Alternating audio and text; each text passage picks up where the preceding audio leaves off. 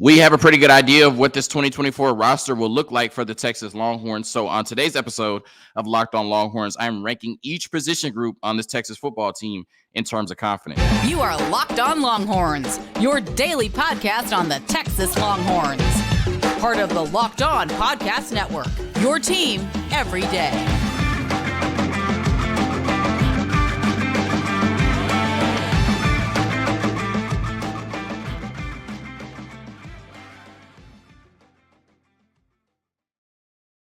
Locked On Longhorns, the show. Jonathan Davis, your host. Today's episode of Locked On Longhorns is brought to you by LinkedIn Jobs. These days, every new potential hire can feel like a high-stakes wager for your small business. That's why LinkedIn Jobs helps find the right people for your team faster and for free.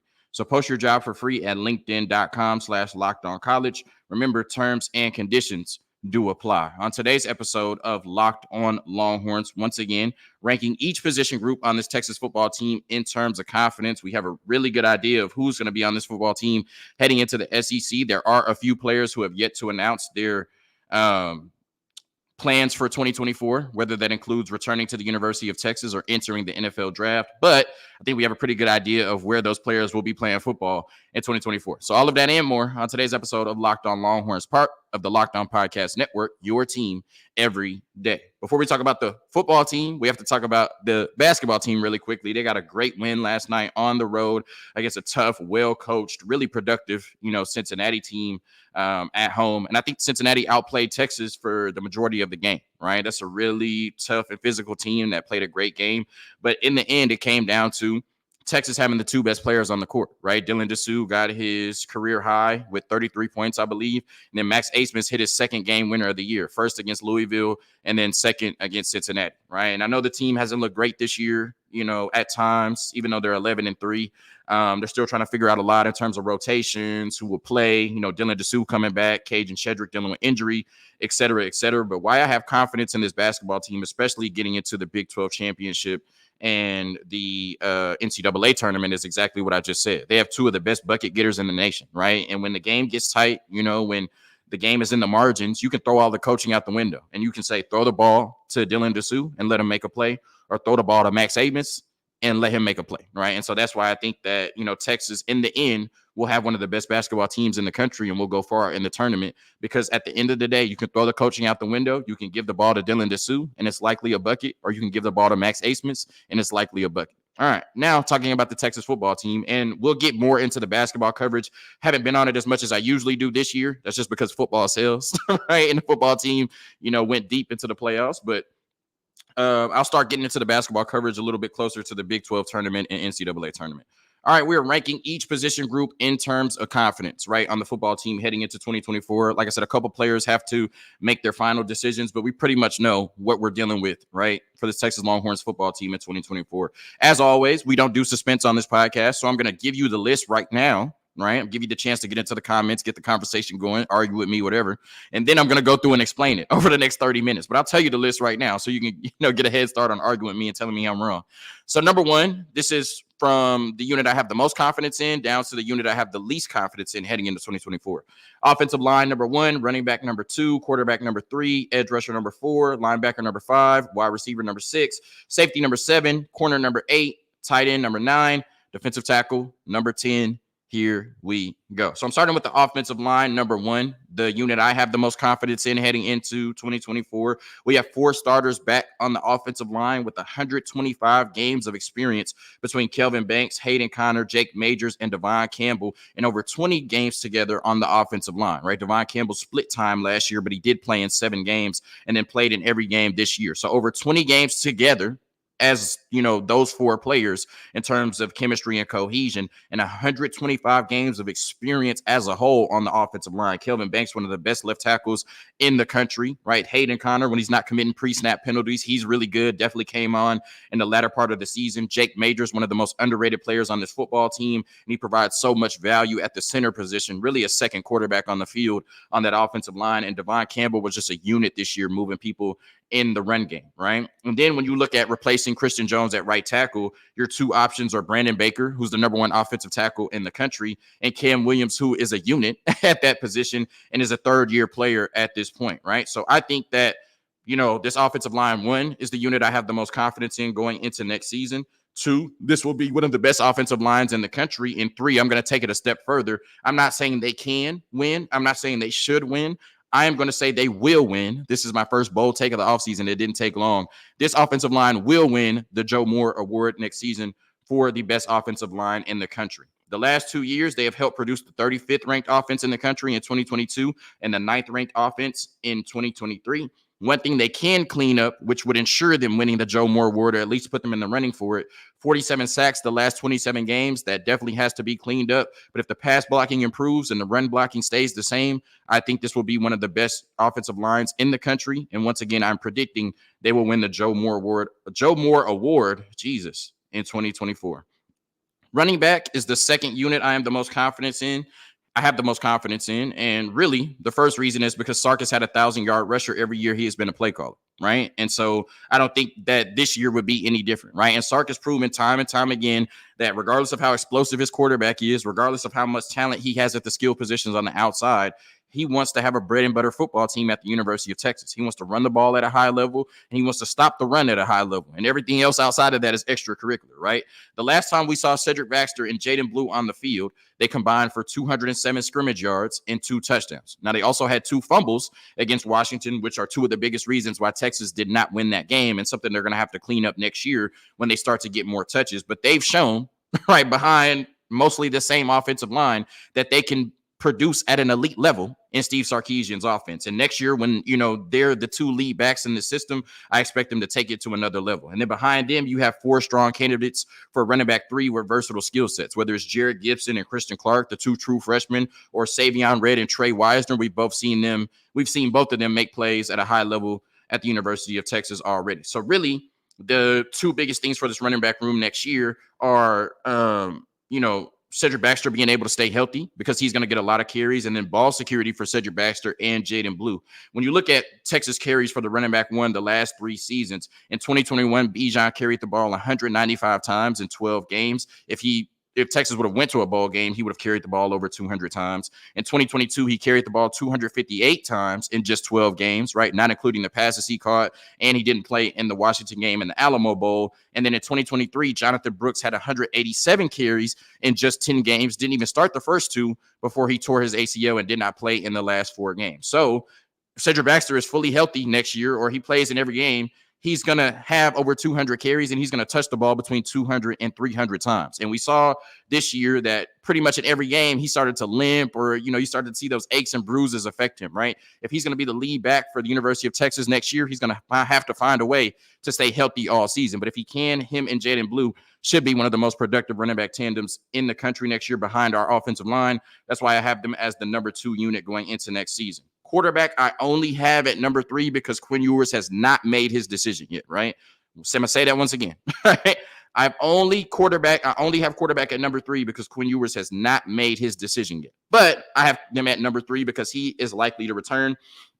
And when you look at what Quinn Ewers was able to do in the 2023 season, he made such a huge improvement really across the board in terms of what he did in 2023 compared to what he did in 2022, especially those last 6 games in 2022. They were really a struggle for Quinn, right? I think that after the Oklahoma game, he I wouldn't say got worse, but his production got worse over the course of the season when you thought it would get better, right? Because the last 2 games you saw him in before that were Alabama and Oklahoma. So we thought Quinn Ewers had arrived. And, it's just a reminder that, it takes a little bit of time. I have to remind myself that I have to remind myself that at times, especially with the players talented as Quinn Ewers, you want to see Rome built in a day, right? And, sometimes it could take a little bit of time, but, Quinn Ewers likely to return, made huge improvements last year in completion percentage, yards per game, yards per attempt, touchdown to interception ratio, and passer rating, right? All the areas you want to improve in. And he also had 5 rushing touchdowns in 2023.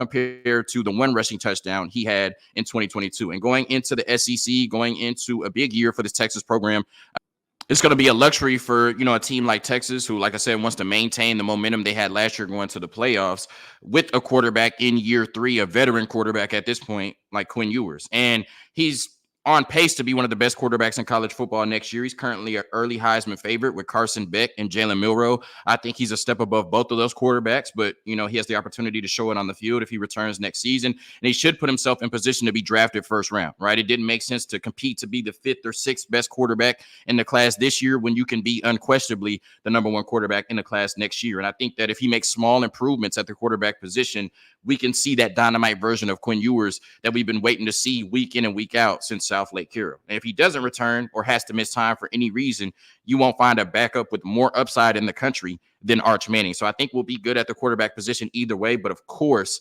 I understand that this team has a higher ceiling with Quinn Ewers in year 3 returning. And in 2024, this is an exciting opportunity for Quinn Ewers because this will be his offense, right?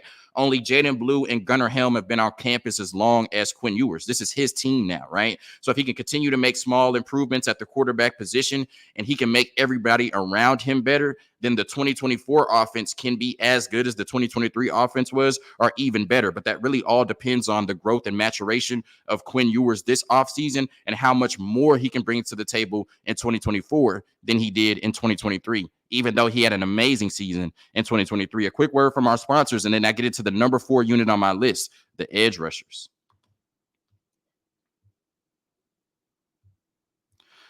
This episode of Locked On Longhorns is brought to you by FanDuel. The NFL regular season is wrapping up, but there's still time to get in on the action with FanDuel, America's number 1 sportsbook. Right now, new customers get $150 in bonus bets guaranteed when you place a $5 bet. That's $150 in bonus bets, win or lose. The app is so easy to use, and there are so many different ways to bet, like live same-game parlays. Find bets in the new Explore tab, make a parlay in the Parlay Hub, the best way to find popular parlays, and more. So visit FanDuel.com/locked-on and make your first bet a layup. FanDuel, the official partner of the National Football League.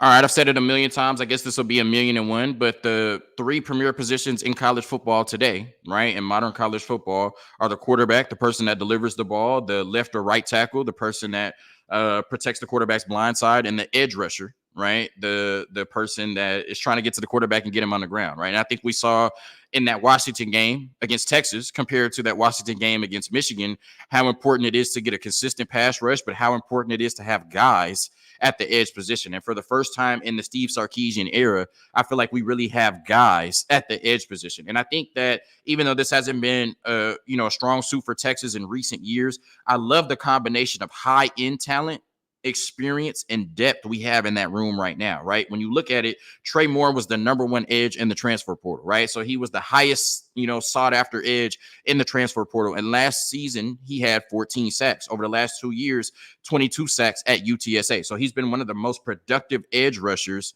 in college football the last 2 years. You would expect to be able to plug him in right away as a starter and upgrade that unit, right? Barron had 9.5 sacks the last 2 years at Texas. And I don't think that 9.5 sack number does him justice in terms of the play that he's provided to the University of Texas on the defensive line and the pressure he's got on the quarterback the last 2 seasons, even though he's only had 9.5 sacks the last 2 years. And they are both 2-year starters. So they would be coming into the 2024 season as 2-year starters with a bunch of experience coming into year 3. So I think that's huge for this defensive line and the edge position. And then you're talking about the rotation behind him. Colin Simmons, maybe one of the most talented edge rushers in the country. We'll see how long it takes for him to actually turn that into production on the football field. My guess it's not going to take long. Ethan Burke, who's played a lot for us. Justice Finkley, who's played a lot for us. And then Colton Bassick could be your rotation of 4 behind your 2 starters. And then there's names that I'm not even mentioning in that room that really haven't made a name for themselves, but have all the talent in the world to do so. So, I think that when we've looked at the edge rush, or the edge position in the past, it hasn't been reflective of those dominant defenses that we had at the University of Texas, where it seems like we had, dominant defensive linemen and D ends every year. But I think that that's something that we've addressed heavily in the transfer portal and our recruiting classes. And I think 2024 could be the year that you see dominant edge play at the University of Texas once again, especially from players like Trey Moore, Barron, Ethan Burke, and Colin Simmons. The 5th unit that I'm the most confident in going into next year is linebacker, right? And the reason I have them at 5th is because the announcement yesterday from David Bender returning, and then, of course, Anthony Hill, right? I think that's a huge boost for our linebacker room. And the majority of the time, you're going to see 2 linebackers on the field, right? And I don't think you can ask for a better tandem, right? I mean, I guess you can, right? But out of all the tandems in college football, I'm very comfortable going into the SEC with David Benda and Anthony Hill as my two linebackers. David Benda returning is huge in terms of experience and production at that position, right? He really excels downhill in the running game, rushing the passer, and playing the run sideline to sideline. He can get a little bit out of sorts in terms of coverage at times, but, with the expected play of the defensive line and our edge rushers and with better coverage on the back end, you may be able to not hide David Benda in coverage, but that liability, if it's even a liability, may not be exposed as often as offensive coordinators would like to, right? And then when I look at Anthony Hill, I'm not afraid to say it, right? After Harold Perkins' freshman year at LSU, we were saying that he was one of the best edge rushers in the country. So I'm not afraid to say that based on what we saw in year one from Anthony Hill, he is already one of the best defensive players in college football, and he can do almost everything at an elite level. And this is no disrespect to Jaylan Ford at all, right? I just gave a whole soliloquy yesterday on how good Jaylan Ford is and how, he has been one of the, best players on this football team the last 2 years and, really was a part of a defensive turnaround that we weren't expecting at the University of Texas. But I think David Benda and Anthony Hill both bring a little bit more athleticism to the position. And when you're trying to tackle, running backs, tight ends, and wide receivers, you need as much athleticism at the linebacker position as you can get. So I think David Benda and Anthony Hill are both very athletic players for the linebacker position. And I think that's going to bode really well for Texas next year heading into the SEC. At 6, I have wide receiver. And if we were just basing it off just talent, right, I would have them a lot higher, right? But I'm not trying to be that Texas fan that says, oh, this player has a bunch of stars, right? Or, oh, this player was the number 25 recruit in the country, et cetera, et cetera. Like at the end of the day, we have to see it on the football field. In our wide receiver room, we have really seen no production in terms of on the football field at the University of Texas, right? But even with the inexperience at wide receiver, Texas will certainly have one of the best offenses in the country. And so I expect, with growth from Quinn Ewers and in this offense, our wide receiver room to be really productive, even though we have not seen it in a Texas jersey just yet. Matthew Golden has 15 total touchdowns in 20 career games. So he has proven to be explosive, but all 20 of those games and all 15 of those touchdowns were scored at the University of Houston. So we have to see how he'll transition at the University of Texas. I expect him to have a really big year. Jahdae Cook, DeAndre Moore, and Ryan Wingo were all top 75 recruits at that position. So you would expect that, Jahdae Cook, DeAndre Moore, and Ryan Wingo can be very productive at the University of Texas in this offense. But Jahdae Cook is the only one that's actually had a catch in a game, right? And DeAndre Moore and Ryan Wingo have not. So as talented as they are, we have not seen that production really on the field from all three of them. And so we have to see it before we can just assume that it's going to happen, right? And then Parker Livingstone, Freddie DuBose, and Ryan Niblett are all very explosive behind those 4 players I named. So a ton of talent at the wide receiver position. I think we'll be fine because of everybody around the wide receivers. Steve Sarkisian, the running game, taking pressure off of them. Quinn Ewers taking the next step going into next season. But I also have them at 6 because I can project, production all day. But at the end of the day, in terms of our wide receiver room, they have not done it at the 40 acres yet. So it's solely a projection heading into next season. The next unit I have is safety, right? And when I look at the safety position, I think that we've brought in some really good talent, right? Some people may say that I have safety too low. Who knows, right? I guess we'll see when the season plays out, or maybe I'll change this list. Maybe I'll do it again heading into the season. You brought in Andrew Makuba, a 3-year starter at safety, which is huge. He was really good at Clemson. I'm not sure if he's going to play in the star position like we've been hearing, or he's going to play in a traditional safety role. But I think wherever he is, he's going to upgrade this defense. Derek Williams brings a lot of versatility, athleticism, and awareness to the position. He was really good for us as a true freshman. You're hoping that he can continue to take that next step as a true sophomore. And then Xavier Filsami should play as a 5-star true freshman and bring some value to the back end of this defense and maybe special teams, depending on where they put him. And then you have Michael Taft, who had 3 interceptions this year, Jelani McDonald and Warren Robertson, 2 very athletic players at the safety position who should provide value as well. So I got them down at 7, right? I'm still not expecting, our safeties to be all world or, for us to be dominant at the safety position, but I do think we're upgrading from what we had last year, and that's all you can hope for, right? And at the end of the day, this is a list. Somebody has to be at the top. Somebody has to be at the bottom. I love every position group on this roster, right? But in terms of confidence, I got the safeties at 7 right now. A quick word from our sponsors, and then we get into the cornerback position, tight end, and then defensive tackle to end the list. Today's episode of Locked On Longhorns is brought to you by LinkedIn Jobs. At the start of the new year, every small business owner is asking themselves the same question. What's the one move I can make that'll take my business to the next level in 2024?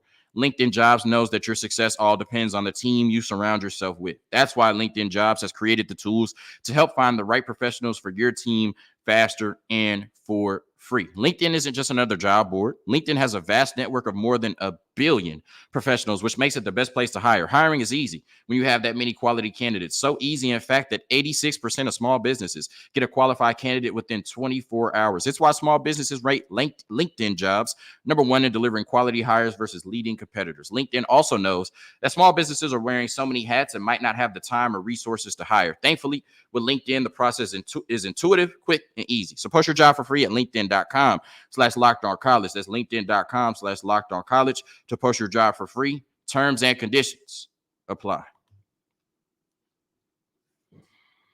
All right, number 8, I have the corner position. Once again, like I said, with the safeties, I love all the talent we're bringing in. And I think the corner position that position group has a huge opportunity to prove me wrong and make me look crazy, right? And if I do this episode again, closer to the season, maybe I'll have the corners higher. But right now, based on what we saw last Monday, I got them down at number 8, right? So I think Malik Muhammad and Terrence Brooks are a nice starting point. I had talked about how I expected Terrence Brooks to take a big jump this year in terms of being like a number one lockdown corner. And I actually saw some numbers after that show that he was better in coverage this year than I had anticipated. But I also think the majority of that came from the defensive line being elite, right? The majority of the season. We saw when the defensive line wasn't elite, the Terrence Brooks kind of got cooked a little bit, right? So, depending on the pass rush, I think Terrence Brooks can have a really good year. And I think Malik Muhammad showed a lot of flashes as a true freshman. So if those are your two outside starting corners, Malik Muhammad and Terrence Brooks, I think that's a good start heading into the 2024 season for the Texas football team. Jahdae Barron is still mulling, returning for another year. If I had to guess, there's no inside information, right? It is taking him a while to come up with this decision. But I think pretty much everybody he came in with or everybody he's been on this journey with has entered the NFL draft. I would expect that Jahdae Barron, even though he's emotional, he's from Austin, would likely enter the NFL draft as well. But if he does come back, that certainly boosts this cornerback room past what I think it is right now. You also have solid players behind Malik Muhammad and Terrence Brooks like Austin Jordan and Jalen Gilbo. And then you have 3 corners on the way in the recruiting class and Kobe Black, Santana Wilson, and Wardell Mack. Now, I'm not sure how much opportunity the true freshman will get. So I'm not necessarily, baking them into the ranking or saying Kobe Black, Santana Wilson, and Wardell Mack are going to play next year and they're part of, the 8th position group on this team that I trust the most, right? Like I'm not expecting Kobe Black, Santana Wilson, and Wardell Mack to have huge roles on this football team. Maybe Kobe Black, depending on what Jahdae Barron does. So Malik Muhammad, Terrence Brooks, Jalen Gilbo, Austin Jordan, Kobe Black, Jahdae Barron, that's a really nice group of guys. You know what I mean? It's a really talented group with a lot of depth. But I still don't feel like, as of right now, based on what we've seen, you have that guy back there, right? You have that guy that offensive coordinators have to plan around, that quarterbacks want to avoid and don't want to throw to, and that guy that you can say you can lock down that side of the field and will shift coverage everywhere else, right? I just don't think we have that guy at this point. Obviously one of these players can grow into it, but as of January 10th, we just don't have that guy back there that can lock down one side of the field, and that's why I have corner as my number 8 position group that I have the most confidence in heading into next season. Tight end is number 9. And I think that, 12 personnel has been such a huge part of this offense the last 3 years. And Steve Sarkisian has said it directly out of his mouth that tight end is the second most important position on his offense. And I think we're taking a step back at the tight end position, right? Gunnar Helm is just not Ja'Tavion Sanders, right? And that's no disrespect to Gunnar Helm. It's just all the credit in the world to Ja'Tavion Sanders. I think Gunnar Helm, who has 19 catches for 236 yards and 2 touchdowns in his career, can be a really good tight end 1 for Texas next year. But like I said, he will not be JT Sanders. So you're taking a step back at that position. And then I think Gunnar Helm was one of the best tight end 2s in the country, right? Especially in that 12, personnel formation. And now you're replacing Gunnar Helm as your second tight end with Juan Davis, Spencer Shannon, Will Randall, or Jordan Washington. And that's just a room full of talent, but question marks, right? Because we haven't seen any of them do anything of note at the 40 acres. So I think you're taking a step back at the tight end 1 position, going from Ja'Tavion Sanders to Gunnar Helm. Once again, no disrespect to Gunnar Helm. It's just all the credit in the world to what Ja'Tavion Sanders brings to that position in terms of blocking, athleticism, being able to catch the ball and run after the catch, right? And then I think you're taking a step back at that tight end 2 position, because as productive as a blocker and receiver as Gunnar Helm was for you over the last 2 years, I'm not sure if Juan Davis, Spencer Shannon, Will Randall, and Jordan Washington can provide that, right? Maybe they can, and we just haven't seen it yet. But as of January 10th, I'm not expecting that our tight end 2 position will take a step forward next season, replacing Gunnar Helm. So once again, 12 personnel has been a huge part of our offense the last 3 years. I'm not expecting that to change this year. Steve Sarkisian has said tight end is the second most important position on his offense, but I think you're taking a step back at both tight end positions, and losing Jahdae Sanders is just somebody that is going to be hard to replace, right? Jahdae Sanders don't come across in every recruiting cycle. And then defensive tackle, I have them at number 10. Now, if Jamari Caldwell from the University of Houston commits to Texas out of the transfer portal, then of course I'll have to move them up from number 10. But right now, based on the information we have, they are at number 10. And I just think that this is the unit that has the biggest potential drop-off from 2023 to 2024. And once again, it's no disrespect to Alfred Collins, Vernon Broughton, Sadir Mitchell, or DeAndre Robinson, right? It's all the credit in the world to Tavondre Sweat and Byron Murphy, who just came off an All-American campaign, both of them, right? A Defensive Lineman of the Year in the Big 12 award and a Defensive Player of the Year award outright for Tavondre Sweat, right? And when you look at it, what they were able to do last year was legendary at the 40 acres in terms of leading this team back to the best rush defense they've had in over a decade, the best overall defense they've had in over a decade, one of the best red zone defenses in the country, one of the best third down defenses in the country. Like, that all started with Tavondre Sweat and Byron Murphy's play up front. And now you're telling me you're replacing him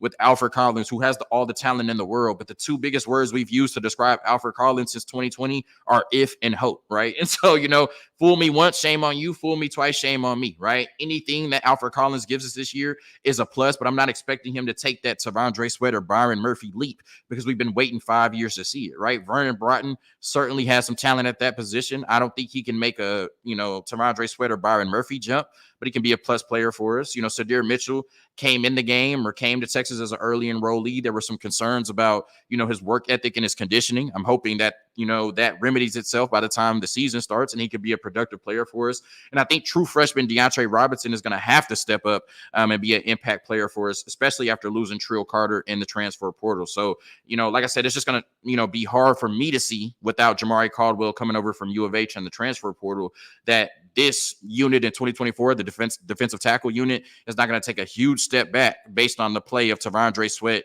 and Byron Murphy in 2023. So that's not to say that the defensive tackle room will be bad or there'll be a liability on this football team. There's just 9 other units on this football team or position groups that I trust more than the defensive tackle position right now on January 10th. Thank you for tuning in to another episode of Locked On Longhorns, part of the Locked On Podcast Network, your team every day. Hook 'em.